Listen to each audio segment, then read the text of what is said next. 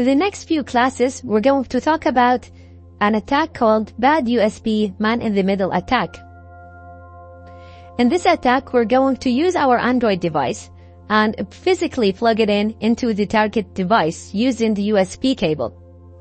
Now, you usually do that to charge the device or to transfer data between the devices. So you're going to go in, you're going to plug in your Android device to the target computer. And once you do that, our Android device, instead of telling the computer that it is a media device or that it is a phone, it's actually going to tell the computer that it is a network device. Not only that, but it's also going to force all the traffic going to and from the target computer to go through our Android device.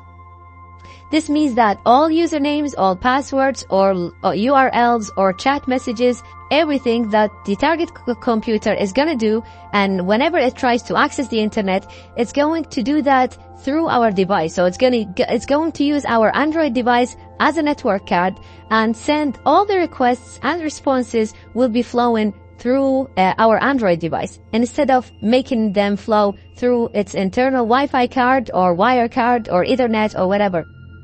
So basically, our Android device is going to be used as a network card, and all the packets, all the data will be flowing through the Android device. Now, in order to set the device in that way, we have to do a few steps. So, let's go to the Kali device, and let's see how we can do this. Now, you can actually do this using the Kali menu, but for some reason, the Kali menu is not working for me. That's why I'm going to be doing it from the terminal. So let's see how we can actually do it from the terminal.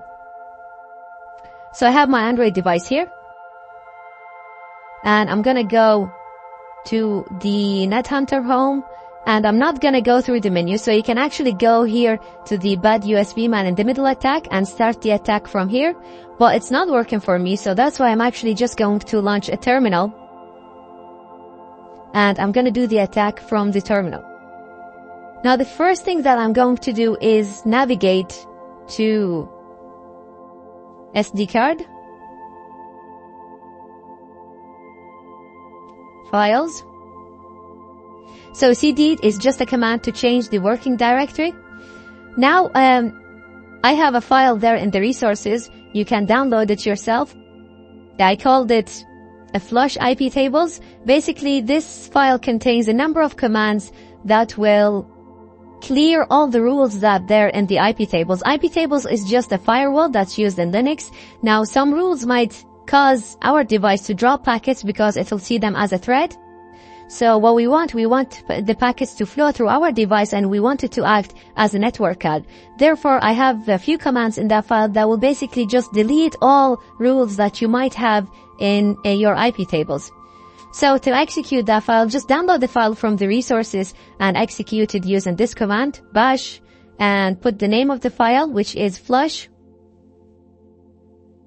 IP tables.sh. And because you don't see any error messages, that means everything was executed successfully. Now, the next thing that we want to do is run the bad USB attack, run the attack that fools the target computer that this is a network card when we connect it to the target computer. So what I'm going to do is bash and just put the name of the file. It's another script, but this script comes in with NetHunter, so you don't need to download it, just run it like this. So it start bad USB KitKat.sh. Now, if you have Android 5, use the Lollipop one. Since I have KitKat 4.4.4, so I'm using KitKat, and I'm gonna hit enter. And because you don't see any error messages again, that means everything was run successfully. So now the attack is working on the device, and once I connect the device using the USB cable, it's gonna fool the computer that it connects to. Now, I forgot to mention this. This attack should work on Windows and Linux both. And I'm going to be running it on Linux now, and in the future I'll be running a similar attack, and I'll run that on Windows just to show you that they both work on both operating systems. So I'll show you here. I'm actually connected to my network here, TY2.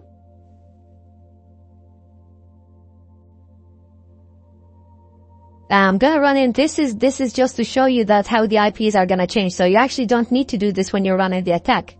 So I'm just gonna run, ifconfig. And I'll show you what is. So this is the IP address, my current IP address in my current network. And as you can see, that's the one that's being used to connect to the internet. So I'm gonna connect my Android device. This device that's being mirrored here, I'm just gonna connect it physically to this computer. So it's connected now. And as you can see, I got a message here telling me that I got connected to using a wired connection. So this is the only way that a person can actually get suspicious. As soon as this message disappears, then they won't notice it. Now, if we actually go and run ifconfig again, I'll show you how the IP changes now. And as you can see now, I have an extra card. Now, ifconfig shows you the network cache that you have, the command that I just ran here. So as you can see that I have an extra card connected and an extra network card connected, and it has this IP address. So basically now anything I'm going to do on this computer will be flowing through this Android device. So any usernames that I put on the internet, any passwords, any messages, any URLs, everything is going to be flowing through this Nexus device. The Nexus device will execute the request and send it back to our device. So everything is going to be working, but it's going to be flowing through this device, which makes it the man in the middle, which means that all the packets will be flowing through this device, and we can read them, we can modify them, and we can do whatever we want with them. Now let's just confirm that I actually have internet connection. So I'm just going to run a browser here. And I'm going to go to bing.com. And as you can see, I do have internet connection and everything's perfect, but the packets are actually flowing through this device. In the next classes now, we'll see how we can actually capture these packets, save them in a file, read them, modify them, and we'll see what kind of stuff we can actually do with them.